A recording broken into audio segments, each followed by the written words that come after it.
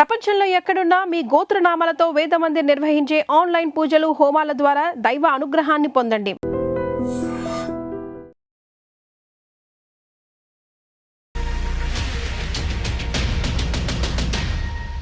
Hi, welcome to my show.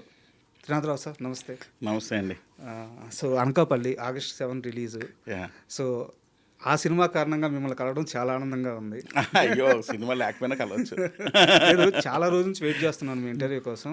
So Anakapalli వాళ్ళకి కుదిరింది కాబట్టి సో ఆ సినిమాకి థ్యాంక్స్.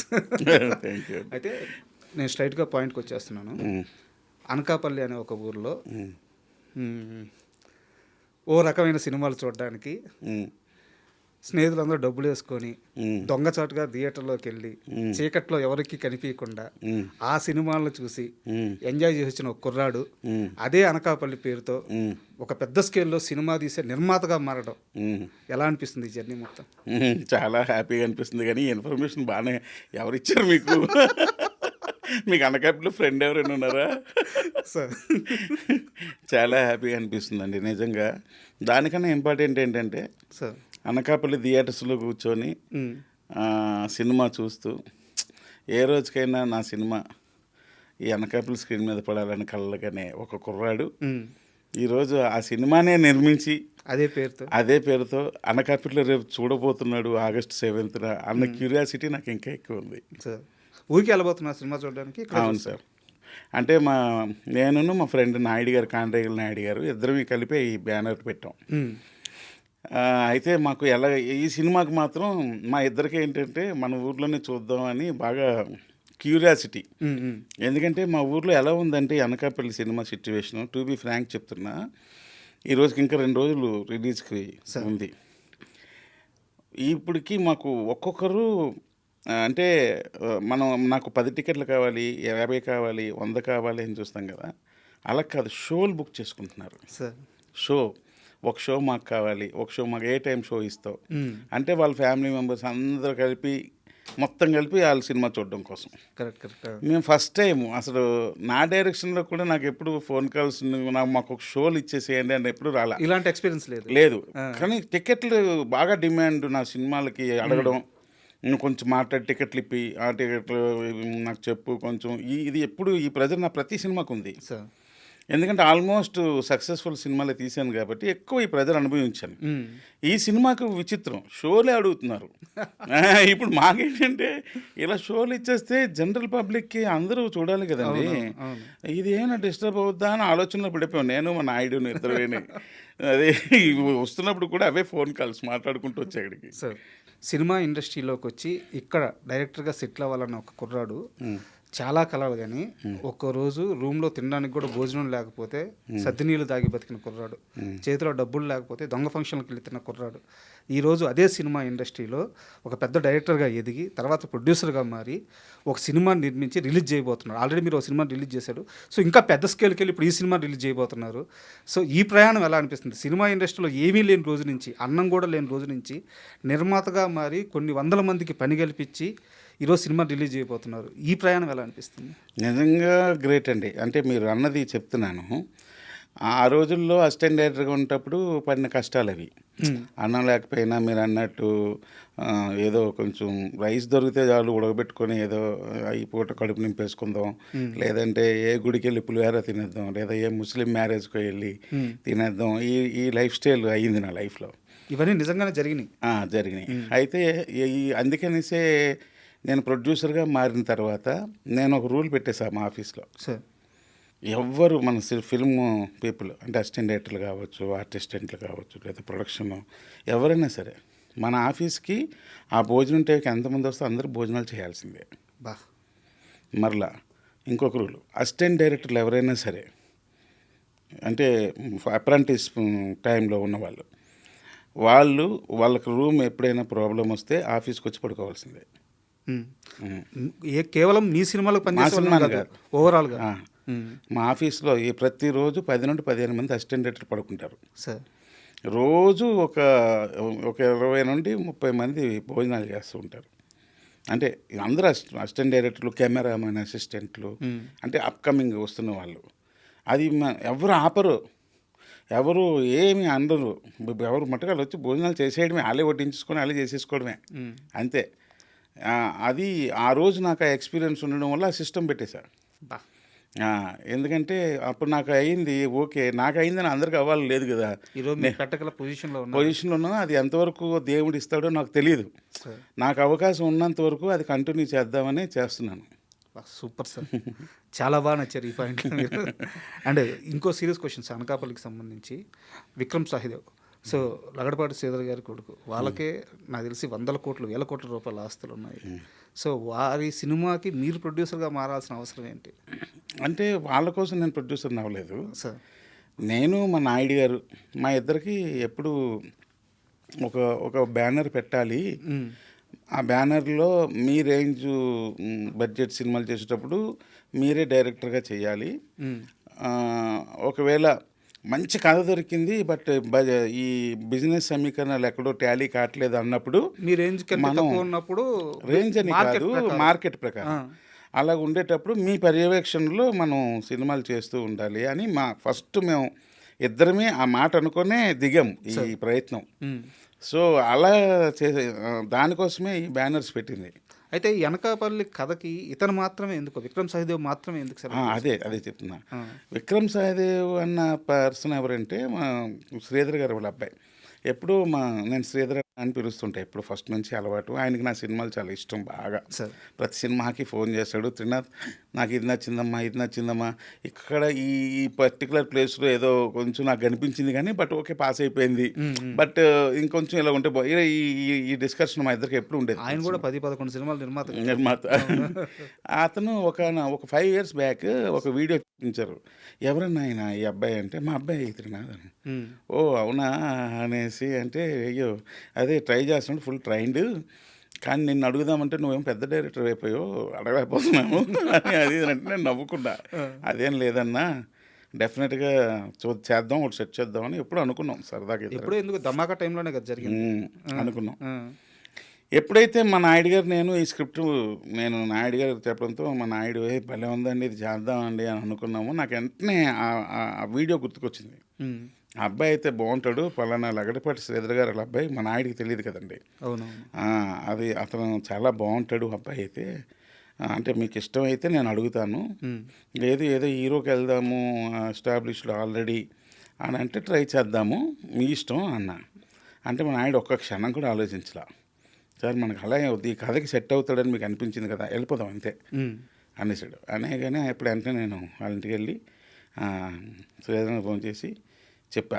వెంటనే ఆఫీస్కి ఏంటి అంటే ఇలా అనుకుంటున్నాను, అప్పుడు అనుకున్నాం కదా అంటే అవునా విక్రమ్ సెట్ అవుద్దని, సో చాలా బాగుంటుంది అని లైన్ చెప్పాను. లైన్ చెప్పగానే ఫుల్ నేరేషన్ అంటే వద్దు నాకు అర్థమైపోయింది విషయం, ఈ సినిమా ఎలాగొట్టు వద్దని. సరిపోయింది నాకు, ఓకే అబ్బాయిని నీ చేతిలో పెట్టాను అంతే, ఇంక తీసుకెళ్ళిపో నువ్వేం చేసుకుంటావో చేసుకొని సార్ అంతే, సింగిల్ సెంటెన్స్. అయితే నా డౌట్ ఏంటంటే ఇప్పుడు మీరు ఇందాక టైం లైన్ చెప్పలేదు కానీ ఇదంతా జరిగింది ధమాకా ప్రీ ప్రొడక్షన్ టైంలో ఈ డిస్కషన్ జరుగుంటుంది మీకు శ్రీధర్ గారికి అంతే కదా టైంలోనే. ధమాకా తరువాత మీరు 100 కోట్ల క్లబ్లోకి వెళ్ళిపోయారు. ఆ తర్వాత మజాకా కూడా అంటే మీరు ఆశించినంత రేంజ్లో రాకపోయినా సరే మజాకా కూడా గుడ్ నెంబర్స్ మేక్ చేసింది. సో పెద్ద హీరోలందరికీ అంటే ఆల్మోస్ట్ చాలా పెద్ద హీరోలందరికీ మీరు మంచి హిట్స్ ఇచ్చున్నారు. మళ్ళీ 5 సంవత్సరాల తర్వాత కూడా ఒక మనిషి ఇచ్చిన మాట మీద నిలబడి నేను సినిమా తీస్తాను నీకు ఆ రోజు చెప్పాను కదా అని చెప్పడం, సో లగడపాటి శ్రీధర్ గారి రియాక్షన్ ఏంటి, నమ్మారా? హీ ఫీల్స్ వెరీ హ్యాపీ అని. అంటే బేసికల్గా ఇండస్ట్రీలో ఉన్న ప్రొడ్యూసర్స్ గురించి చెప్తున్నాను. నేను త్రినాథ్ నాకు ఒక నేమ్ ఉంది, అదేంటంటే మనోడు పాపం మాట ఇస్తే వదలడు, ఇదేను కదా ఏ విషయమైనా సరే అలాగా నిలబడతాడు, దాని మీద నిలబడతాడని. అందుకే నాకు ఇప్పటివరకు ఏ ప్రొడ్యూసర్ అగ్రిమెంట్ లేదు సార్, నిజంగా టు బి ఫ్రాంక్ చెప్తున్నా. అంతే చేస్తానంటే చేస్తాడు అంతే అనుకుంటారు. సో అలాగే ఇప్పుడు నేను రెడీ కూడా వాళ్ళ నాన్నగారు కేఎల్ సత్యనారాయణ గారికి ఇచ్చిన మాటే నేను రెడీ కూడా నేను ఇప్పుడు ఐవిష్ హీరోగా పెట్టి చేశాను. అది కూడా నెక్స్ట్ రిలీజ్కి రెడీగా ఉంది, సినిమా రెడీ అయిపోయింది. ఇది కూడా మీరు 5-6 సంవత్సరాల క్రితం ఇచ్చిన మాటే కదా నేను రెడీ కూడా. అది కూడా అంతే 5 years గోవాలో వాళ్ళ నాన్నగారి బర్త్డే, గోవాలో సెలబ్రేషన్స్ చేశారు, అంటే అదే బర్త్డే ఉంటాయి కదా అలా చేస్తే ఆయనకి సర్కిల్ చాలా పెద్ద సర్కిల్ కదా సత్యనారాయణ గారి.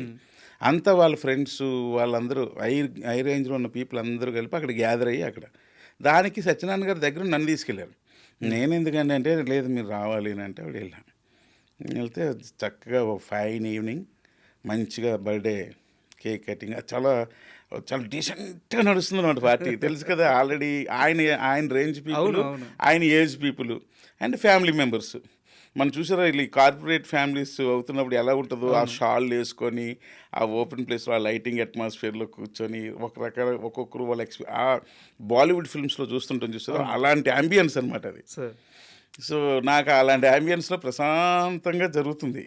అప్పుడు ఆయన అడిగితే అప్పుడు నేను మాటిచ్చా, లేదు సార్ చేస్తాను, కానీ ఎప్పుడు ఏంటనేది నన్ను అడగొద్దు, నాకు కరెక్ట్గా తనకు సరిపడే స్క్రిప్ట్ ఎప్పుడైతే అయిందో నేనే మీకు ఫోన్ చేసి వచ్చి చేస్తాను అని చెప్పాను. సార్ అంటే ఇది ఎలాగో మనం సినిమాకి మాట ఇవ్వడం, అగ్రిమెంట్స్ వీటి గురించి మాట్లాడుకుంటున్నాం కాబట్టి నా దగ్గర ఒక 2 ప్రశ్నలు ఉన్నాయి. వీటికి ఇష్టమైతే సమాధానం చెప్పండి, లేదా స్కిప్ చేసేద్దాం.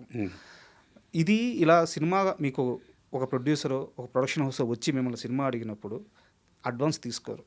వాళ్ళు ఇస్తామని బతిమిలాడినా నాకు తెలిసి కనీసం ఒక 50-60 లక్షల రూపాయలు వచ్చి అడ్వాన్స్ ₹1,00,00,000 దాకా కూడా అన్ని సినిమాలు కలిపి అడ్వాన్సులను మీరు వదిలేసుకున్న రోజులు నాకు తెలుసు. అవును, అడ్వాన్సులు ఆ అడ్వాన్సులు తీసుకుంటే ఖచ్చితంగా సినిమా ఆన్బోర్డ్ అవ్వద్ది, లేదా ఆ డబ్బులు మీ దగ్గర ఉండిపోతాయి. అవును. కానీ మీరు వెంకటేష్ గారితో ఒక సినిమా చేయాలి. ఆ సినిమాకి అడ్వాన్స్ 2 సినిమాలు పీపుల్స్ మీడియా ఫ్యాక్టరీలో 2 సినిమాలకి అడ్వాన్స్ ఇస్తామన్నారు, బట్ తీసుకోలేదు. వెంకటేష్ గారి సినిమా మీద నాకు తెలిసి కనీసం 1 సంవత్సరం దాకా కూర్చున్నారు. అవును. అక్కడ అడ్వాన్స్ పోయింది, టైము పోయింది. తరువాత మైత్రి వాళ్ళ దగ్గర ఒక ప్రాజెక్ట్ చేయాలి. Yes sir. సో ఇలా అంటే మరీ మంచితనానికి పోయి త్రినాథరావు డబ్బులు కోల్పోతున్నాడు, టైం కోల్పోతున్నాడు, ఇండస్ట్రీలో ఉన్న ఒక టాక్ ఒప్పుకుంటారు, ఒప్పుకోరా? ఒప్పుకుంటున్నా అండి, 100% ఒప్పుకుంటున్నా. ఎందుకంటే ఫస్ట్ నుంచి అడ్వాన్సులు తీసుకొని ఊరికనే ఏవో ల్యాండ్స్ మీద ఇన్వెస్ట్ చేసేద్దాం, లేకపోతే ఇంకో దగ్గర ఇన్వెస్ట్ చేసేద్దాం, అప్పుడు ఎప్పుడు వాళ్ళు అడిగేటప్పుడు ల్యాండ్ వాల్యూ పెరిగిపోద్ది కదా, అప్పుడు వాళ్ళు డబ్బులు వాళ్ళకి ఇచ్చేద్దాం, ఇలాంటి మైండ్ సెట్ నాకు లేదు. నాకు ఎంతసేపు సినిమా అంతే, వేరేది నాకు తెలియదు. ఏంటి నేను క్వశ్చన్ చెప్పిన, మా నాయుడు గారు రియల్ ఎస్టేట్లో కింగ్. నేను ఇప్పుడు ఆయన ఫోన్ చేసి నేను ఇండస్ట్రీ వదిలేద్దాం అనుకుంటున్నాను, ఏదో నేను వచ్చేద్దాం అనుకుంటానంటే ఇమ్మీడియట్గా వే చూపించేస్తాడు. కానీ నేను ఏ రోజు అది నాకు ఇంట్రెస్ట్ లేదు అసలు, నాకు ఆ వ్యాపారాలు ఇవన్నీ అసలు తెలియదు. ఇంకోటి ఏంటంటే నాకు పెద్ద ఆశలు లేవు సార్. ఫస్ట్ థింగ్ ఏంటంటే ఆశలు లేవు. ఎప్పుడు సినిమా తీసే ప్రతి సినిమా చాలా కాన్సన్ట్రేటెడ్గా చేయాలి, దాన్ని ఎట్టి పరిస్థితుల్లో సక్సెస్ రేంజ్కి తీసుకెళ్ళాలి, ఇదే తప్ప వేరే ఏముండవు, నాకేముండవు. నిన్న మా ఇంట్లో అందరూ ఊరెళ్ళారు, నాయుడు మా ఇంటికి వస్తే ఈరోజు సరదాగా నాకు ఏదో హోమ్ ఫుడ్ తినాలనిపిస్తుంది అంటే, సరే నేను వంట చేస్తున్నాను, ఉప్పు ఎక్కడుంది, కారం ఎక్కడుంది అంటే నాకు తెలీదు. నేను అన్నాను, అమ్మో ఇవన్నీ టఫ్ క్వశ్చన్స్, నాకు అవి ఎక్కడో ఉంటాయండి అని. సరే నేను ఎత్తుక్కుంటాను, ఆయన ఎత్తుక్కొని చక్కగా కర్రీ వండారు, చికెన్ కర్రీ ఏదో బాగా. చెప్తున్నా నాకు అసలు తెలియదు సార్, ఓన్లీ ఫిల్మ్ తప్ప నాకు ఇంకా వేరే ఏం లేవు.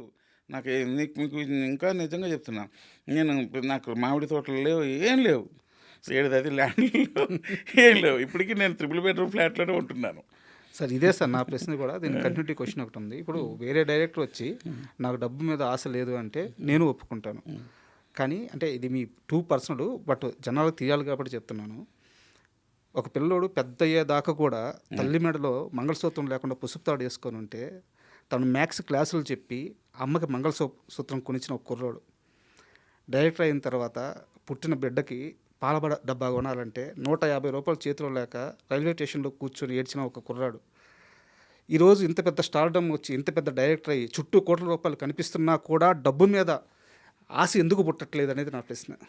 అంటే డబ్బు లేక స్ట్రగుల్ అయిన మీరు ఏదైతే నాకు ఇప్పటికీ అది తలుచుకుంటే ఏడిపోతుంటుంది సార్.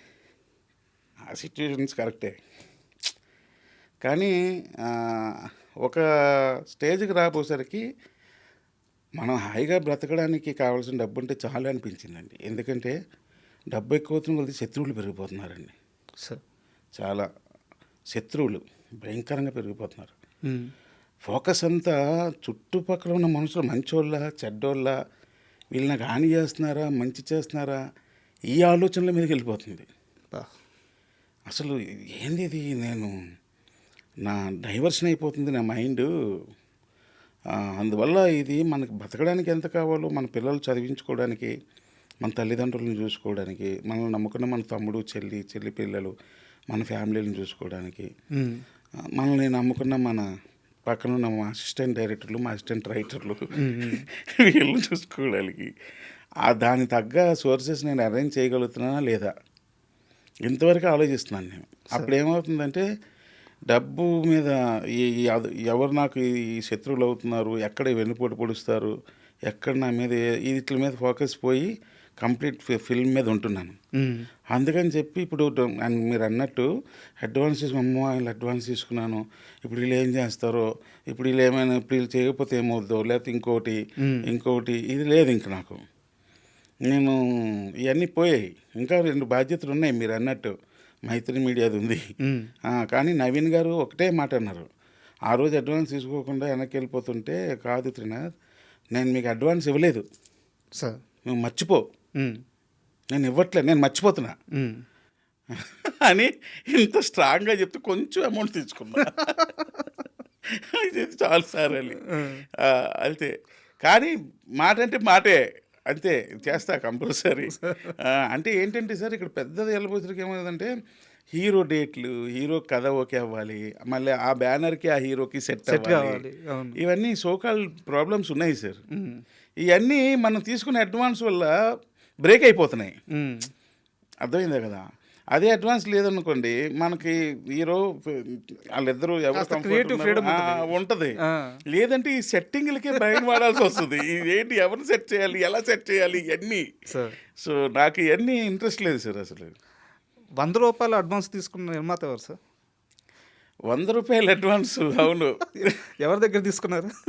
చాలా క్రితం ఇది. ఎవరి దగ్గర తీసుకున్నారు? అది 100 రూపాయలు అడ్వాన్స్ ఎవరో ఇచ్చారు, నాకు మర్చిపోయింది, చాలా సంవత్సరాలు అయిపోయింది కదా. సినిమా ఇండస్ట్రీలో 100 రూపీస్ ఇవ్వండి సార్ చాలా అన్నాను. ఒక డైరెక్టర్ 100 రూపాయలు అడ్వాన్స్ తీసుకుని సినిమా చేస్తాడా? చేస్తానేమో, చెప్పలేము. సో ఇందాక మీరు మాట్లాడుతూ డబ్బు పెరిగే కొద్దీ, హిట్స్ వచ్చే కొద్దీ చుట్టూ శత్రువులు ఎక్కువైపోతున్నారు అన్నారు. జీవితంలో ఎక్కడైనా తగిలిందా దెబ్బ?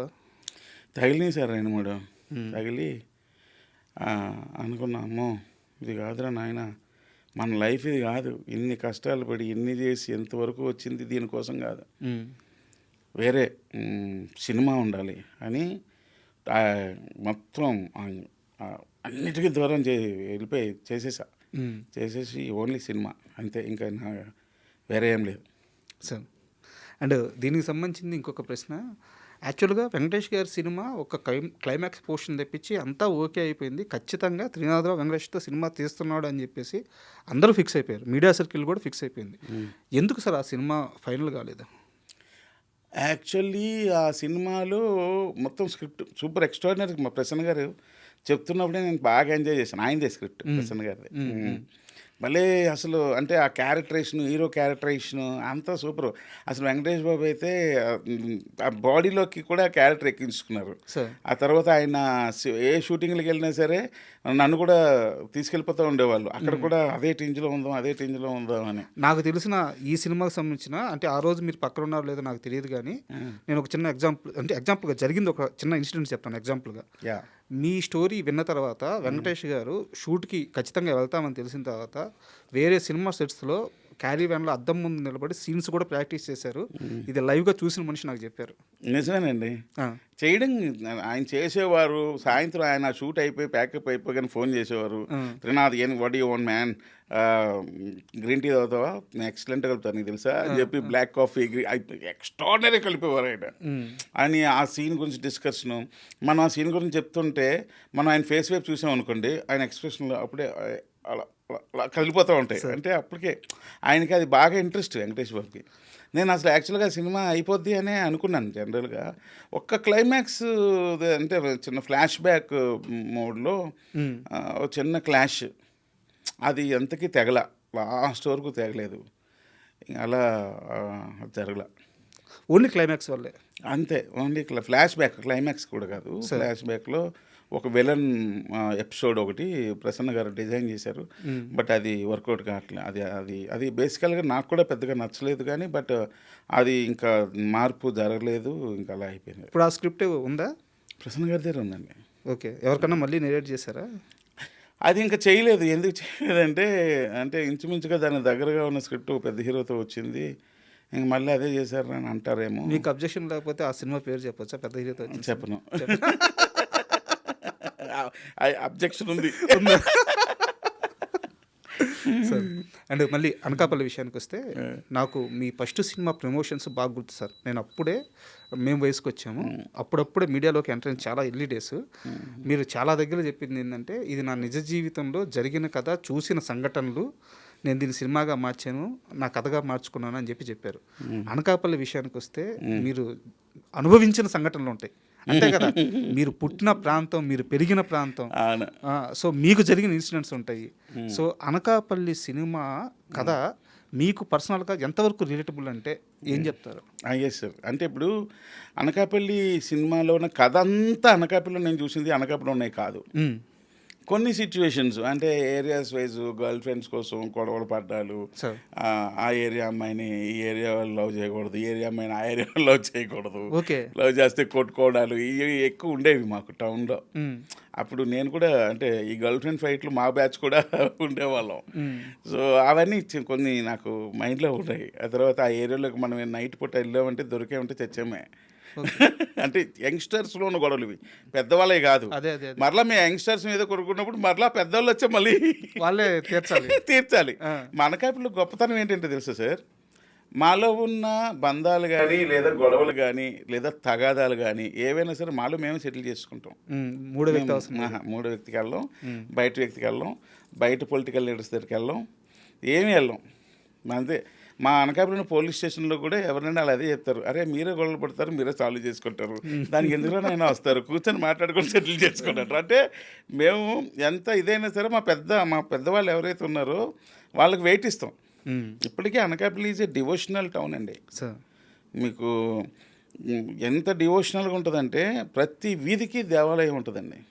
ప్రతి వీధికి దేవాలయం ఉంటుంది. మీరు నిజంగా భోజనాలు కూడా ఏ రోజు వండుకోకర్లేదు. ప్రతిరోజు ఏదో ఒక దేవాలయం ద్వారా అన్నదాన కార్యక్రమం ఉంటుంది. అందరూ అన్నదానం అంటే అది ఒక ప్రసాదంలాగా తినడానికే వెళ్తారు. చక్కగా భోజనం చేసేద్దామని అనుకుని వెళ్తారు. అంటే అక్కడ ఎప్పుడు కలకల్లాడుతూ ఉంటుంది. ఎప్పుడు ఆ దేవుడు, అమ్మవారి పాటలు, ఈ పాటలు. మీ ట్రైలర్లో కూడా డివోషనల్ టచ్ కనిపిస్తుంది. ఎప్పుడు ఆ జాతర ఎపిసోడ్స్ ట్రైలర్లో ఫస్ట్ షార్ట్స్ పడుతున్నాయి, అదంతా కూడా ఆ డివోషనల్ టచ్ కనిపిస్తుంది. అవునండి, చాలా బాగుంటుంది. నాకు అందుకే అనకాపల్లి అంటే ఎందుకు ఇష్టం అంటే హాయిగా ఉంటారు, చక్కగా హాయిగా ఉంటారు. వాళ్ళు పూజలు చేసుకుంటారు, వాళ్ళ పనులు చేసుకుంటారు, వాళ్ళకి వేరే ఇంకేం పని ఉండదు. చక్కగా ప్రశాంతమైన జీవితం గడుపుతారు. ఏ పండుగలు పబ్బాలు వచ్చినా అందరూ కలుస్తారు, మాట్లాడుకుంటారు. అమ్మ, చిన్నమ్మ, పెద్దమ్మ ఇలాగా బంధాలు కలిపేసుకుంటారు. ఇంకా అంతకంటే హాయి లైఫ్ ఇంకోటి ఉండదు. సో చాలా హ్యాపీయెస్ట్ లైఫ్స్ అందరూ కూడా. మ్యాక్సిమం ఎవరో 10% పీపుల్ ఏదో రాంగ్ పీపుల్ ఎక్కడైనా ఉండొచ్చేమో నాకు తెలియదు కానీ, బట్ మ్యాక్సిమం పీపులే అలాగే ఉంటారు. ఆ కల్చర్ ఉంటుంది అక్కడ. అందుకే నాకు కొంచెం గ్యాప్ ఉన్నా సరే నేను అనకాపల్లి వెళ్ళిపోతూ ఉంటాను. నేను ఎక్కడికి వెళ్ళను, ఓన్లీ హైదరాబాద్ అనకాపల్లి తప్ప వేరేగా ఎక్కడికి వెళ్ళను సార్. అయితే నేను మన ఇంటర్వ్యూ స్టార్ట్ అయ్యే ముందు మీతో ఒక చిన్న విషయం మాట్లాడాను నేను, బట్ అది ఇంటర్వ్యూలో కూడా మాట్లాడాలనుకుంటున్నాను. నేను చాలా చిన్న వయసులో ఆనందం అనే ఒక సినిమా చూశాను, శ్రీనివైట్ల గారిది. దాంట్లో 2 ప్యారలల్ లవ్ స్టోరీలు ఉంటాయి. అంటే మెయిన్ జంట ఒకటి ఉన్నా కానీ ఇంకో జంట ఉంటుంది, వాళ్ళ లవ్ స్టోరీ ఇంకా అద్భుతంగా ఉంటుంది. ఆ లవ్ స్టోరీ వల్ల ఈ లవ్ స్టోరీకి ఒక సొల్యూషన్ వస్తుంది. వాళ్ళిద్దరు చనిపోయినప్పుడు ఇద్దరికి ఒకే పాట మార్చి ప్లే అవుద్ది, చాలా అద్భుతంగా ఉంటుంది. ఎవరైనా ఎప్పుడైనా ఈ చిత్రం చూశారని శాస్త్రి గారు రాసిన పాట. ఆ సినిమా చూసిన తర్వాత ఇలాంటి ట్రీట్మెంట్తో లవ్ స్టోరీ మళ్ళీ ఏదన్నా వస్తే బాగుంటుంది అని చెప్పి చాలా కాలం ఎదురు చూశాను. త్రినాథరావు నక్కిన ఏజ్ ఎంత? చాలా చిన్న వయసు sir, 5th class 6th class. అబ్బా, అంత ఏజ్లోనే మీకు లవ్ స్టోరీ? నాకు సినిమా అర్థం అవుతుంది. నాకు చాలా చిన్న వయసు నుంచి సినిమా అలవాటు అయిపోయింది. ఎందుకంటే మా అమ్మగారు సోమన్ బాబు గారి ఫ్యాను. ఈరోజు మధ్యాహ్నం లంచ్కి వస్తాం కదా ఇంటికి, బ్యాగ్ తీసుకొని మళ్ళీ స్కూల్కి పోతుంటే బ్యాగ్ ఆపేసేది, బ్యాగ్ పట్టుకొని లాగేది. ఏంటంటే సంసారం సదరంగం సినిమా వస్తుంది, గొల్లపూడి మారుతీరావు గారు చాలా బాగుంటుంది సినిమా చూడంటది. దేవతా సినిమా వస్తుంది, సోమన్ బాబు గారి సినిమా చూడంటది.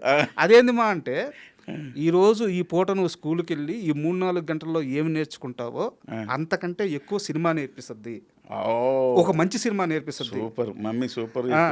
అలా చాలా చిన్న వయసులో ఆపేసి ఎక్కువ సినిమాలు చూపించింది. ఆ, ఆ, ఓ అందువల్ల సినిమా అలవాటు అయిపోయింది. ఆనందం సినిమా తరువాత నేను చాలా కాలం ఎదురు చూసాను అలాంటి ట్రీట్మెంట్ లవ్ స్టోరీ అని చెప్పి. శ్రీనాథరావు నక్కిన వచ్చి మేము వయసుకు వచ్చిన సినిమా తీసేదాకా అలాంటి సినిమా మళ్ళీ రాలేదు. ఓ ఆ సినిమాలో నాకున్న క్వశ్చన్ ఏంటంటే భాగ్యరాజా గారిని నెరేషన్ కోసం వాడుకోవాలి, ఆయన ద్వారా నెరేషన్ ఆయనకి చెప్పినట్టు ప్రేక్షకుడికి నెరేషన్ ఇవ్వాలి అని చెప్పేసి ఆయనే సెలెక్ట్ చేసుకోవడానికి కారణం ఏంటి? యా, యాక్చువల్గా మీరు ఇందాక అన్నారు చూసారా, ఈ ఈ లవ్ ఫెయిల్యూరు, లవర్ బాయ్ లేదా ఫ్యామిలీ, ఇవన్నీ శోభన్ బాబు గారు మీ మమ్మీ చెప్పారు ఆయన స్క్రిప్ట్స్ ఎక్కువ ఉండేవి. నాగేశ్వరరావు గారి ఉండేవి, బట్ ఈ శోభన్ బాబు గారి ఇలా ఉండేవి. అలాగా ఆయనవి కూడా ఎవరు భాగ్యరాజ్ సార్ కూడా అలాంటి స్క్రిప్ట్లు ఎక్కువ వచ్చేవి. సార్ నేను చిన్నప్పుడు ఏవో 1-2 సినిమాలు చూసినట్టు గుర్తు నాకు ఆయనవి. నాకు అది విజువల్ అలా ఉండిపోయింది ఒకటి. రెండోది ఏంటంటే ఈ కథ సమ్ అదర్ స్టేట్ నుండి వచ్చిన పర్సన్, లాంగ్వేజ్ చిన్న వచ్చి రాని తెలుగు మాట్లాడుతున్న ఒక వ్యక్తి మాట్లాడితే ఇంకొంచెం ఇంట్రెస్టింగ్గా ఉంటుంది. అవును, ఆయన ఒక ప్యూర్ తెలుగులాగా మాట్లాడేస్తే ఇంట్రెస్టింగ్గా ఉండదు అని ఇలా అనుకునేటప్పుడు భాగ్యరాజ్ సార్ వచ్చారు మైండ్లోకి. అప్పుడు భాగ్యరాజ్ సార్కి తెలుగు వచ్చా రాదా అని చిన్న డౌట్ ఆయన ఎంక్వైరీ చేస్తే ఆయన is Coimbatore Naidu's. Sir maximum తమిళనాడులో కోయంబత్తూర్ నాయుడు తెలుగు మాట్లాడగలరు. అవును, అంటే మనంత ప్యూర్గా మాట్లాడకపోతే బట్ మాట్లాడగలుగుతారు. అప్పుడు అది ఒకటి దొరికింది నాకు, అంతే. ఇంక చెన్నై వెళ్ళిపోయాను, ఆయన దగ్గరికి వెళ్ళిపోయి ఇలా కథ చెప్పారు. ఆయన కూడా మీరు ఏదైతే చెప్పారో సేమ్ అదే చెప్పారు. నేను 80sలోనే ఇలాంటి స్క్రీన్ ప్లే ట్రై చేశాను, బట్ కానీ అది హ్యాపీ అప్పుడు ఎవరికి అర్థం కాలేదు త్రినాథ్. ఎందుకు అర్థం కాలేదు అని అంటే మేబీ అడ్వాన్స్డ్గా థింక్ చేశానా అని గర్వపడాలా, లేదా టైమింగ్ రాంగ్ అని బాధపడాలా, నాకు అర్థం కాలేదు అప్పుడు అని భాగ్యరాజ్ సార్ నాతో అన్నారు. But this is the right time ఇది చేయడానికి అని అన్నారు. అని అప్పుడు నేను అన్నా, సార్ డబ్బింగ్ మీరే చెప్పాలని అంటే ఎందుకు అన్నారు. అప్పుడు ఇందాక మీకు చెప్పిన రీజన్ చెప్పాను, ఎక్స్ట్రాడినరీగా ఉంది నేనే చెప్తాను అని చెప్పి హైదరాబాద్ వచ్చి డబ్బింగ్ చెప్పారు ఆయన. అందుకని రీసెంట్గా ఆయన చనిపోయినప్పుడు అసలు నాకు కళ్ళ నీళ్ళు వచ్చేసాయి అసలు. ఎందుకంటే ఇప్పటికీ నేను డైరెక్టర్గా నా ఫస్ట్ షాట్ యాక్షన్ చెప్పింది, కట్ చెప్పింది ఆయన మీదే. ఎంత అదృష్టం సార్. అవును, ఫస్ట్ షాట్ పెట్టగానే ఫస్ట్ ఆయనకు కాళ్ళకి నమస్కారం పెట్టి బ్లెస్సింగ్స్ తీసుకున్నా. ఏంటి నాది ఎమోషనల్ అవుతుందంటే, సార్ డైరెక్టర్గా this is the first shot sir action cut చెప్పడం, అది మీ మీద పెట్టి చెబుతున్నాను సార్, నాకు అసలు కళ్ళ నీళ్ళు వస్తున్నాయి అది ఇది అంటే. లేదు, నాకు నీ రైటింగ్ స్కిల్స్ నచ్చినాయి, బాగా పెద్ద డైరెక్టర్ అవుతావు, నీ సినిమా సక్సెస్ అని నాకు ఫోన్ చేస్తావు, నేను హైదరాబాద్ వచ్చి ప్రెస్ మీట్లో నీ గురించి చెప్తాను, ఇది జరుగుద్ది రాసుకో అన్నాడు ఆయన. ఆయన స్క్రీన్ ప్లే కింగ్ సార్, అర్థమైపోయి ఉంటుంది. ఎక్స్ట్రాడినరీ పర్సన్ అండి ఆయన. సార్ ఆ తర్వాత మరలా వచ్చారు ఆయన, సినిమా రిలీజ్ అయిపోయి. ఇంకొక సిచ్యువేషన్ చెప్తా భాగ్యరాజ్ సార్కి, మంచి జరిగింది, ఇంట్రెస్టింగ్ ఉంటుంది. చెప్పండి ప్లీజ్. అదేంటంటే, ఎన్ని రోజుల్లో తీస్తావు నా ట్రాక్ అన్నారు. 2 daysలో ఫినిష్ చేస్తాను సార్ అన్న. 2 days కన్నా ఎక్కువైతే అన్నారు, అవ్వదు సార్ అన్న. షూరా అన్నారు, షూర్ సార్ అన్న. సరే తీయ అన్నారు. 2 days అయిపోయింది సార్ మీదే అన్నాను. అనగానే వాళ్ళ అసిస్టెంట్తో ఒక షర్ట్ ఆల్రెడీ తెప్పించుకున్నారండి. ఒక షర్ట్ పట్టుకుని, సార్ అయిపోయింది కదా మళ్ళీ ఇంకో కాస్ట్యూమ్ ఎందుకు సార్ అని, అది నేను వేసుకోవడానికి అని షర్ట్ ఇప్పుతున్నారు. ఈ షర్ట్ ఎందుకు సార్ అంటే, మరలా ఈ షర్ట్ అవసరం నీకు వస్తుంది, ఓకే గుర్తుపెట్టుకో. ఏదో బ్యాలెన్స్ ఉండిపోయింది నాకు ఫోన్ చేస్తావు. ఆ టైంకి మా వాళ్ళు ఈ చొక్కా తీసుకెళ్ళి ఎక్కడో పాడేయడమో లేకపోతే ఏమైనా అయిపోయడమో జరిగితే ఇబ్బంది వస్తుంది. అందువల్ల ఈ చొక్కాని దగ్గర ఉంచుకొని నాకు ఇచ్చాను. జరిగింది, వచ్చింది అవసరం రాలే. మళ్ళీ అప్పుడు హైదరాబాద్ వచ్చి ఫస్ట్ అదే చెప్పారు, నా చొక్కా నేను తీసుకుపోనా అన్నది సార్. ఆయన 50-60 మంది డైరెక్టర్ని సినిమా ఇండస్ట్రీకి ఇచ్చిన ఆయన సార్. ఆయన అసిస్టెంట్లు 50-60 మంది, రైటింగ్లో అయితే ఏమి, డైరెక్షన్లో అయితే ఏమి, ఆయన నుంచి వచ్చిన వాళ్ళు మొత్తం ఎంటైర్ సౌత్లో ఆయన ఇన్ని చూస్తుంటారు. అవును, చాలా అసలు సూపర్ పర్సన్. అయితే మేము వయసుకు వచ్చాం ప్రస్తావన ఎందుకు తీసుకొచ్చానంటే, అంటే నేను కంపేర్ చేయట్లేదు, మీకు అలా అనిపిస్తే నిజంగా సారీ. ఇప్పుడు మా సినిమాలు తీసే సుకుమార్ని పక్కన పెడితే నాకు సుకుమార్ గారు టచ్గా అనిపించింది మేము వయసుకు వచ్చాం సినిమాలు. ఆ స్క్రీన్ ప్లే కానీ, హీరోయిన్ పట్టించుకోవట్లేదని హీరో అలిగి వెళ్ళిపోవడం, తనే మళ్ళీ వెనక్కి వస్తుంది అని ఒక స్క్రీన్ ప్లే. సినిమా మొత్తం మీద సుకుమార్ గారి టచ్ కనిపిస్తుంది. ఇది కంపారిజన్ కాదు సార్, బట్ ఆడియన్స్కి అర్థం అవ్వాలని చెప్తున్నాను. తర్వాత కాలంలో త్రినాథరావు నక్కిన రైటింగ్లో ఆ టచ్ మిస్ అయింది సార్. అంటే మీరు అద్భుతమైన మాస్ హిట్స్ కొట్టారు, నేను కాదనట్లేదు. సో ఆ టచ్ మిస్ అయింది, ఒప్పుకుంటారా? 100% ఒప్పుకుంటాను. ఆ టచ్ ఎందుకు వచ్చిందంటే సుకుమార్ గారు మ్యాథ్స్ టీచరు, నేను మ్యాథ్స్ టీచర్ని. ఓకే. మ్యాథ్స్లో ఇన్వర్స్ ఫార్ములా అని ఒకటి ఉంటుంది సార్. ఆ ఇన్వర్స్ ఫార్ములా ఏంటంటే, suppose a+b² = a² + 2ab + b² prove it question అని వస్తే మనం ఏం చేస్తామంటే ఇన్వర్స్లో వెళ్తాం. ఇది ప్రూవ్ చేయాలంటే ఈక్వల్ కదా వచ్చింది problem. Suppose a+b² = a² + 2ab + b² అని మొదలు పెడతాం సమస్యని. Reverse inverse formula. అర్థమైందా? అర్థమైంది. దానివల్ల వచ్చిన స్ట్రగుల్స్ అన్నీ చెబుతూ అబ్బాయి ఇలా మొదలెట్టడం వల్ల కదా ఈ ప్రాబ్లమ్స్ అన్నీ వస్తున్నాయి, అది ఎందుకు అదే కరెక్ట్, a+b² తీసుకుంటే a² + 2a + b² అని చెప్తాం. అదే ఫార్ములా లవ్ ట్రాక్లకు అప్లై చేసింది. ఆయన మ్యాథ్స్ టీచర్ అదే అప్లై చేశారు, నేను మ్యాథ్స్ టీచర్ అనుకుంటే అది అప్లై చేశాను. మీరు అతి పెద్ద కమర్షియల్ ఫార్ములాని చిన్న సూత్రంతో చెప్పేశారు. సినిమా సక్సెస్ ఫార్ములా అదే. సో దాని తర్వాత మిస్ అయిన దానికి కారణం ఏంటంటే, మేము వేసుకొచ్చాంకి తర్వాత నాకు చాలా అప్రిషియేషన్స్. డైరెక్టర్గా అమ్మో ఇక మామూలు కాదు, ఇండస్ట్రీలో అందరూ పొగడతలు. మన ప్రసాద్ ల్యాబ్లో షోలు వేసేసే వాళ్ళు అందరూ ఏమనే వాళ్ళు వేసేసాం మన ఇండస్ట్రీ వాళ్ళకి. అప్పుడు దాసనారాయణరావు గారు బ్రతుకున్నారు, ఆయన విపరీతమైన అప్రిషియేషన్స్. ఇవన్నీ బాగున్నాయి. అందరూ షాళ్ళు కప్పుతున్నారు, దండేస్తున్నారు, యాపిల్ పండు ఎత్తున్నారు, కానీ సినిమా ఎవరు ఇవ్వట్లేదు. నాకేం అర్థం కాల. మళ్ళీ నా సమస్యల్లోకి వచ్చేసాయి. అర్థమైంది కదండి. అర్థమైంది సార్. ఆ టైంలో మరలా ఏదో ప్రీతమని మొదలుకు వచ్చిన అది ఆ స్టోరీ ఆల్రెడీ తెలిసింది. అవునవును. ఆ తర్వాత నేను మైండ్ చేంజ్ చేసుకున్నా. వద్దురా కమర్షియల్ సినిమాలకు వెళ్ళిపోతాం, మన ఊరు చాలా కష్టపడి తీస్తున్నాం కానీ నచ్చుతున్నాయి జనాలకి, కానీ బట్ అంత మనకేమి బ్రేక్ ఉండట్లేదు, మనం కమర్షియల్ ఫార్ములాకి వెళ్ళిపోదాంలే అని ఇంకా ఆ బ్రెయిన్ అంతా కొంతసేపు అలా లాకర్లో ఉంచి ఈ కమర్షియల్ యాంగిల్లోకి వచ్చా మొత్తం. మరలా మీరు అనకాపల్లి సినిమా చూస్తే మరలా కొంచెం ఆ ఐడియాస్తో ఉంటుంది. Wow, super. ఎప్పుడైనా కలిసారా సుకుమార్ గారిని మీరు? చాలాసార్లు కలిసాను. సో మీ మధ్య డిస్కషన్ ఏముంటుంది?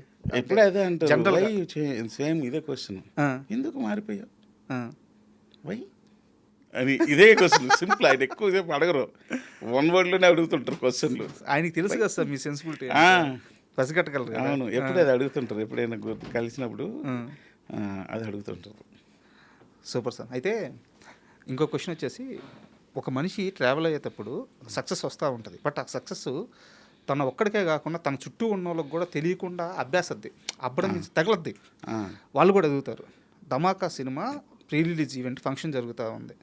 మీరు స్టేజ్ మీద మాట్లాడుతున్నారు, వెనకాల ఒక వ్యక్తి గల్ల చొక్కా వేసుకొని ఇంత గడ్డం వేసుకొని చేతులు కట్టుకొని, ఈ అబ్బాయి పేరు మేము సినిమా డిస్కషన్ స్టార్ట్ చేస్తున్నప్పుడు మ్యూజిక్ డైరెక్టర్ ఎవరు అంటే రవితేజ గారు ఒక పేరు చెప్పారు, నా దృష్టిలో కూడా అబ్బాయి ఉన్నారు, ఆ అబ్బాయి బీమ్స్ అని చెప్పినప్పుడు తను ఎంత వణికిపోతున్నాడు అంటే చేతులు కట్టుకొని, ఇంత గడ్డ ఉంది, గుబురు గడ్డ ఉంది, బక్కగా స్పెట్స్ పెట్టుకొని ఇంచుమించు థ్యాంక్స్ అని చెప్పి స్టేజ్ మీద నుంచే మీకు రవితేజ గారికి మనసులో చెప్పుకుంటున్నాడు. అతను అంత టెన్షన్ పడిపోతున్నాడు, అంత ఆనందపడిపోతున్నాడు. ఈరోజు బీమ్స్ చూస్తే బిగ్గెస్ట్ మ్యూజిక్ డైరెక్టర్. సో ఎలా అనిపిస్తుంది బీమ్స్ గారి జర్నీ చూస్తే మీకు? నాకు ఏదన్నా ఒక పర్టికులర్ ఇన్సిడెంట్ నుంచి స్టార్ట్ చేయండి. చెప్తానండి. నేను బీమ్స్ని ఏ స్టేజ్లో చూశానంటే, ఒక చిన్న షార్ట్ వేసుకొని, ఓ పాత బనీన్ వేసుకొని, ఓ ప్యాడ్ పెన్ను పట్టుకొని కూర్చొని ఏదైనా చెప్తే రాసుకుంటూ ఉండేవాడు. అక్కడ నుంచి మళ్ళీ గబుక్కని ఒరే టీ కావాలంటే తెసన్నా అని పరిగెత్తి వెళ్ళేవాడు. టీనా? ఎవరైనా ఒక టీ ఏం తేరా అంటే గబుక్కని టీ తాగడం. లేకపోతే అంటే ఒక చూసారా, నాకు చాలా టాలెంట్ ఉండి అవకాశాలు లేక ఇలా అయిపోతున్నాను అన్నది ఆయన మొహంలో ఎక్కువ కనిపిస్తూ ఉండేది. అలాంటి స్టేజ్లో అలాంటి బీమ్స్ని చూశాను నేను. కానీ బీమ్స్ ఆయన లిరిక్ రైటర్ యాక్చువల్గా. ఫస్ట్ లిరిక్ రైటర్, లిరిక్స్ ఎరక్కొట్టేవాడు మాస్ టైప్లో. ఆయన ఎప్పుడు ఫస్ట్ నుండి ఆయన లిరిక్స్కి ఆయనే ట్యూన్ ఆయన ట్యూన్తోనే ఆయన లిరిక్స్తోనే పాట చెప్పేవాడు. ఇలా ఏది ఉంటే అక్కడ ఇలా వాయిస్తూ సార్ అలా చూసి "అమ్మ, ఏంట్రా ఇంత టాలెంటెడ్ మనని." అలా తర్వాత తను కొన్ని సినిమాలకు చేశాడు, అలా ఎదుగుతున్నాడు కానీ బట్ కరెక్ట్గా రావట్లేదు, బ్రేక్ రాలేదు. బ్రేక్ రావట్లేదు. తనకి పెళ్ళి అయింది, పిల్లలు మంచి బ్యూటిఫుల్ పిల్లలు ఇద్దరు. అలా స్ట్రగుల్ అవుతానే ఉన్నాడు కానీ ఎప్పటికైనా వస్తుందిలే బీమ్స్ అది ఇదని. ఎందుకంటే నాకు తెలుసు పాపం ఆయన టాలెంటెడే కానీ బట్ ప్రాపర్గా పట్ల. అలాంటి పర్సన్ రవితేజ గారు అనగానే నాకు వెంటనే నేను చూశాను కదా ఆయన్ని, మా ఈ భలే వచ్చిందిరా ఇదిరా బాబు, కరెక్ట్గా మన టైం వచ్చినప్పుడు కలిసి రావడం అంటే ఇదే అనుకుంటాను అనుకుని. Sir sorry to interrupt you, sir నిజంగా సారీ. మీరైతే చూస్తున్నారు, రవితేజ గారు భీమ్స్ గారి పేరు సజెస్ట్ చేయడానికి కారణం ఏంటి? అప్పుడు బీమ్స్ కలిసాడు అనుకుంటా, ఛాన్స్ కోసం రవితేజ గారిని ఛాన్స్ కలిసారు. కోసం రవితేజ గారిని కలిశారో ఏంటో మొత్తం మీద ఓకే ఓకే ఇద్దరు 2-3 సార్లు వాళ్ళిద్దరి మధ్య మీటింగ్ జరిగింది అనుకుంటా. ఈ సినిమా గురించి కాదు, ఓకే. వేరేగా ఏదో సినిమాల గురించి అది. ఆయన పక్కన కొత్త వాళ్ళకి ఛాన్స్ ఇవ్వడంలో ఎప్పుడు ముందు. అందువల్ల ఆయన సజెస్ట్ చేశారు, మీకు ఓకేనా అన్నట్టుగా మాట్లాడారు. సార్ నాకెందుకు తెలియదండి భీమ్స్ పాప చాలా స్టేజ్ నుండి తెలుసండి అది ఇది అంటే, అవునా నీకు ఓకేనంటే చాలా బాగుంటుందండి మీరు నమ్మండి అన్న. అంటే అప్పుడు అయితే నీకైతే నాకు ఓకే అబ్బాయి అన్నారు. అనగానే వెంటనే భీమ్స్ ఇంక మామూలు కాదు, భీమ్స్ దిస్ ఈజ్ నీకు సూపర్ ఆపర్చునిటీ. నేను ఎందుకంటే నీ టాలెంట్ నాకు తెలుసు, సో అది నాకు అవకాశం రావట్లేదే, నీకు అవకాశం నాకు రావట్లేదు నీకు ఇవ్వడానికి అనుకున్న టైంలో అది ఏంటో రవితేజ గారి రూపంలో దేవుడి రూపంలో అలాగ వచ్చింది. ఇంకా నువ్వు ఇప్పుడు కానీ నువ్వు ప్రూవ్ చేసుకోకపోతే ఇంకా నీకు రాదు భీమ్స్ అది ఇది అని చెబితే ఇంక మనోడు చాలా కష్టపడ్డాడు, చాలా కష్టపడ్డాడు. ఏం ఆడియో సార్ అసలు? చాలా కష్టపడ్డాడు. రికార్డింగ్ విషయంలో కూడా అండి, నేను ఉన్నాను కదా పక్కనే కూర్చున్నాను కదా, ప్రతి రికార్డింగ్ ఎంతైనా మరలా ఇక్కడ ఏదో వాయిసెస్ ఇవ్వాలి, ఇది ఇవ్వాలి అన్న, ఇంకొంచెం ఎక్స్టెన్షన్ చేద్దామన్నా, ఇది చేద్దామన్నా, అది చేద్దామన్నా, ఆ తపన ఎప్పుడు ఉండేది. లాస్ట్ రీల్ మిక్సింగ్ అయినప్పుడు ఇంకా ఆ రోజు ఇద్దరు వీడియో మాకు తెలియకుండా ఎవరు తీసిన వీడియో అది, ఇద్దరం డ్యాన్స్లు వేసేసాం విపరీతంగా చూసుకొని ఇద్దరు విని, అది వీడియో ఏదో ఎవరు తీసారో ఏంటో మొత్తం మీద వచ్చేసింది బయటికి.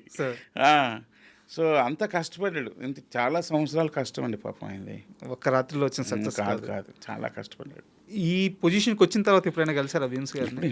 ఇప్పుడు రెగ్యులర్గా కలుస్తుంటాం. ఏమంటాడు మొత్తం ఈ ప్రయాణం గురించి? ఎప్పుడు చూసినా ఒక అంటే కొంచెం నా మీద ఇంకా రెస్పెక్ట్ పెరిగిపోయింది బాగా, పెరిగిపోయి నన్ను ఒక పెద్ద దిక్కులా చూస్తూ ఉంటాడు ఎప్పుడు. నాకు చాలా రెస్పెక్ట్గా, చాలా ఒక పెద్ద దిక్కులాగా వాళ్ళ ఇంట్లో ఆయన కన్నా వయసులో పెద్దోడిని కాబట్టి అన్నయ్యలాగా బిహేవ్ చేస్తూ ఉంటాడు, ఆ భయభక్తులతో అది మాట్లాడుతూ ఉంటాడు. అయితే నేను కొన్ని విషయాల గురించి మొత్తం కాస్త ఓపెన్గా మాట్లాడాలి. త్రినాథరావు నక్కిన సెన్సిబిలిటీస్ వేరు, ధమాకా సినిమా నుంచి ఆడియో ఫంక్షన్లో త్రినాథరావు మాట్లాడే స్పీచ్ వేరు. అది తెచ్చిపెట్టుకున్న తెచ్చిపెట్టుకున్న మాటల. మామూలుగా Trinatha Rao well educated, well sensibilities ఉన్న మనిషి, బట్ ఆ స్టేజ్ మీదకి వెళ్ళగానే తమ్ముళ్ళు అంటూ ఊగిపోతూ అందరినీ ఊపేస్తూ ఆ స్పీచ్ వేరే స్థాయికి వెళ్ళిపోతుంటుంది టోను. ఎందుకు అక్కడి నుంచి త్రినాథరావులో ఆ చేంజ్ వచ్చింది ధమాకా నుంచి? It's not the matter of educated uneducated అని కాదు, అసలు దానికి సంబంధం లేదు. నేను ఏదైనా ఓపెన్గా మాట్లాడతా అండి సార్, అంటే నాకు ఇక్కడ ఏం ఉండదు, ఓపెన్గా మాట్లాడుతూ ఉంటా. ఎంతసేపు ఎదుటి వాళ్ళు నవ్వించాలి, అందరినీ నవ్వించాలి, నవ్వితే అందరూ ఆరోగ్యంగా ఉంటారు అనేది నా ప్రిన్సిపల్. అందుకే పక్కన ఉన్న వాళ్ళని ఎప్పుడు నవ్విస్తూనే ఉంటా, ఏదో ఒకటి జోకులు వేస్తూ అలా నవ్విస్తూనే ఉంటా. ఎప్పుడు ఎనర్జీగా ఉండాలి, డల్గా ఉండకూడదు, ఫేస్ ఎప్పుడు ఎనర్జీగా ఉండాలి అని అంటూ నేను ఎనర్జీగా ఉంటేనే మీకు ఎనర్జీ వస్తుందండి మాట్లాడడానికి. లేకపోతే నేను డల్ అనుకోండి అసలు మీ ఎనర్జీ వచ్చి మొత్తం పడిపోతాయి అంతే. సో అలా ఉంటుంటాను. అలాగా స్పీచ్లో కూడా ఆ ఎనర్జీ లెవెల్స్ మనం ఇవ్వాలి. అంటే మనం తీసిన సినిమా మీద మనమే కాన్ఫిడెంట్గా లేకపోతే చూసేవాడు ఏ కాన్ఫిడెంట్తో థియేటర్కి వస్తాడు? కరెక్ట్.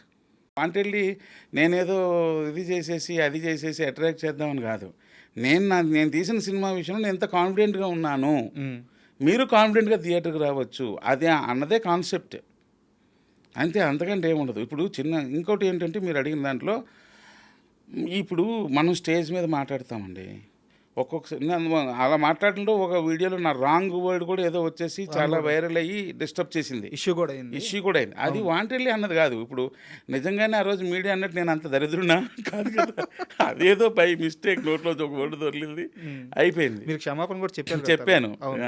అప్పుడు ఫుల్ షూట్లో ఉన్నాను బాగా, ఆయన చెప్పాను, అది ఓకే. ఇప్పుడు నేను ఎప్పుడు ఎలా ఆలోచిస్తానంటే, మన మాటలు మంచి మాటలునా చెడ్డ మాటలైనా, లేకపోతే ఏదైనా మాట్లాడినా, ఏది చేసినా, లేకపోతే ఒక మెసేజ్ ఇచ్చినా, ఒక మెసేజ్ చెప్పినా, ఒక మంచి చెప్పినా, ఏం చెప్పినా అది చెప్పడం కోసమే కదా ఈ మీడియా అంతా ఉంది. కొంతమంది అంటారు కెమెరా ముందు వచ్చేటప్పుడు జాగ్రత్త మాట్లాడాలి, మైక్ ముందుకు వచ్చేటప్పుడు జాగ్రత్తగా మాట్లాడాలి అంటే అన్ని అబద్ధాలు చెప్పాలి. అబద్ధాలు చెప్పడానికి సిస్టమ్ ఎందుకు సార్? ఈ మీడియా ఎందుకు? ఈ కెమెరాలు ఎందుకు? ఇంతమంది ఎంప్లాయీస్, దాని మీద ఒక వ్యవస్థ. పైగా ఉన్నది మాట్లాడుకుంటే మీకు కూడా కాస్త రిలీఫ్గా ఉంటుంది. కాస్త నాకు రిలీఫ్ కదా సార్, అది ఎంత వ్యవస్థ పనిచేస్తుంది. అవును కదా, మనసులో ఉన్నది మాట్లాడాలి, ఏమన్నా చెడు మాట్లాడొద్దు. అన్ఎక్స్పెక్టెడ్గా ఒక్కోసారి దొరిని పక్కన పెడితే ఉన్నది మాట్లాడాలి. ఊరికనే అబద్ధాలు చెప్పడం, నేను శ్రీరామచంద్రుడిని, నేను ఇదే అంటే అసలు ఎలా? అది కాదు కదా. ఉన్నది ఉన్నట్టు అట్లీస్ట్ 100% మాట్లాడకపోయినా కొన్ని భయాల వల్ల అట్లీస్ట్ ఒక 80% అయినా మాట్లాడాలి. కానీ మీరు ఆ రోజు స్టేజ్ మీద, ధమాకా స్టేజ్ మీద ఎలాంటి స్పీచ్ ఇచ్చారో ధమాకా కలెక్షన్ కూడా అదే స్థాయిలో వచ్చింది. అవును, మాస్ పగిలిపోయింది. మీరు ఒక మాట అంటారు, థియేటర్లో సీట్లు లెగుతాయి తమ్ముళ్ళు అంటారు, నిజంగా లేసినాయి. అవునవును. సో 100 కోట్ల క్లబ్లోకి వెళ్ళిన తర్వాత మీకు వచ్చిన బెస్ట్ కాంప్లిమెంట్ ఎవరి నుంచి? ధమాకా 100 crores తర్వాత, ధమాకా తర్వాత, దానికి సంబంధించి, ధమాకా సంబంధించి ఆ బెస్ట్ కాంప్లిమెంట్ ఎవరి దగ్గర నుంచి వచ్చింది? బెస్ట్ కాంప్లిమెంట్ అంటే చాలామంది ఫోన్లు చేశారు, నాకు అంతగా గుర్తులేదు కానీ బట్ అందరూ అప్రిషియేట్ చేశారు. రవితేజ గారు ఏమన్నారు? రవితేజ గారు అయితే సినిమా రిలీజ్ అయిపోయింది, సూపర్ హిట్ బ్లాక్ బస్టర్ అని టాక్ వచ్చింది. నేనేమో సార్ దగ్గరికి వెళ్ళాను కేక్ పట్టుకొని, ఇప్పుడు వేసుకుంటావుగా అన్నాడు. కేక్ కట్ చేయించుకోవడానికి వచ్చాను. వేసుకుంటా అంటే అంటే అర్థం ఏంటంటే, సినిమా హిట్ చూసారా, ఎంత హిట్టో చూసారా, ఎలా నడుస్తున్నాయో అని ఇలాంటి వర్డ్స్ అన్ని ప్రిపేర్ అయ్యి వచ్చుంటావుగా అల్లట్టు అనమాట. అది అని సెన్స్. అది అందులో డబుల్ వర్డ్ ఏమైనా ఉందా ఏంటి? అంటే అంతకు ముందు ఆయన ఏమన్నా అబ్జెక్షన్స్ చెప్పాడా సినిమాలో, కండిషన్స్ లేదు. ఓకే. సో అలాగానే అనుకున్నారు. అవును, ఏంటో అబ్బాయి పంచ్ టాక్ వచ్చింది, నేనే అసలు ఇంత పెద్ద హిట్, అది వెరీ హ్యాపీ అబ్బాయి, దాని కేక్ కట్ చేసేదాం కొంచెం తొందరగా అనిపించి. అది ధమాకా ఎలా నడిచిందంటే సార్, కొంతమంది సినిమా చూశారు, రూరల్లో మాస్ ఆడియన్స్ ఉంటారు కదా, వాళ్ళు రిపీట్గా సినిమాకి వెళ్తానే ఉన్నారు. కొంతమంది మా ఇండస్ట్రీలో సీనియర్ జర్నలిస్టులు, కొత్త జర్నలిస్ట్ వాళ్ళు కొంతమంది సినిమా ఓకేనా, ఆ పాటలు బాగున్నాయి అన్నారు, వాళ్ళు సినిమాకి వెళ్తానే ఉన్నారు. డిసెంబర్ అయిపోయింది, డిసెంబర్ క్రిస్మస్ వచ్చింది, జనాలు థియేటర్కి వెళ్తానే ఉన్నారు. జనవరి వచ్చింది, జనాలు థియేటర్కి వెళ్తానే ఉన్నారు. ఎవరు ఏమన్నా ధమాకా కలెక్షన్లో మాత్రం ఆగల, నడుస్తూనే ఉంది. థియేటర్లో రన్ వస్తూనే ఉంది. నాకు తెలిసినంత వరకు అంత లాంగ్ రన్ను ఈ మధ్యకాలంలో పెద్ద సినిమాలకు కూడా రాల. మీది వచ్చిన తర్వాత ఇస్మార్ట్ శంకర్ సినిమాకి మళ్ళీ ఆ రన్ వచ్చింది. అవును, అంటే పెద్ద టైర్ 1 హీరోల సినిమాలు అవి ఓకేలే, అవి స్టార్డమ్ మీద అటు నెట్టుకొచ్చేస్తాయి. రవితేజ గారికి చాలా అవసరమైన సక్సెస్ ఆ టైం పీరియడ్లో. సో ధమాకా మాత్రం చాలామంది మైండ్ సెట్లను బ్లాస్ట్ చేసేసింది. సినిమా అంటే ఈ సెన్సిబిలిటీ ఉండాలి, ఆ సెన్సిబిలిటీ ఏం కాదు, ఎంటర్టైన్మెంట్ ఉంటే సినిమా ఏ రేంజ్లో ఆడొద్దో చూపించిన సినిమా ధమాకా. అవును, ఏం లేదు సార్, నేను అదే చెప్తా. మీరు ఎలా ఫ్యామిలీ డ్రామా తీసుకోండి, కామెడీ లేదా యాక్షన్ లేదా హర్రర్, ఏదైనా ఏ జోనర్ ఫిల్మ్ అయినా తీసుకోండి, ఆడియన్ని ఎంగేజ్ చేయగలగాలి. మీరు నమ్మిన జోనర్లో ఆడియన్ని ఎంగేజ్ చేయగలిగితే హిట్ సార్. అది ఎంగేజ్ చేయలేకపోతే అంతే. అయితే ఇదే ధమాకా విషయంలో అతిపెద్ద సమస్య శ్రీలీలని హీరోయిన్గా కాస్ట్ చేయడం. నాకు తెలిసి మీ సెట్లోనే, ఈవెన్ మీ టీంలోనే చాలామంది శ్రీలీలని వద్దు, మ్యాచ్ చేయలేము హీరో గారి పక్కన అని ఆపిన వ్యక్తులు ఉన్నారు కదా. సందర్భాలు ఉన్నాయి, వ్యక్తులు ఉన్నారు. చాలామంది ఏది నన్ను డిస్కరేజ్ చేసిన పరిస్థితులు కూడా ఉన్నాయి. అయినా సరే నేను పిచ్చ రవితేజ గారి ఫ్యాన్ కాబట్టి పట్టించుకోలే. రేపు సినిమా మాట్లాడుతుందిరా మీకు అనుకున్నా అంతే. ఎందుకంటే అమ్మాయిలో ఒక మాస్ టింజ్ ఉంది, ఈయనకి పక్కన హీరోయిన్ మాస్ టింజ్ అవి ఉంటే ఇంకా అసలు సూపర్గా ఉంటుంది కాంబినేషన్.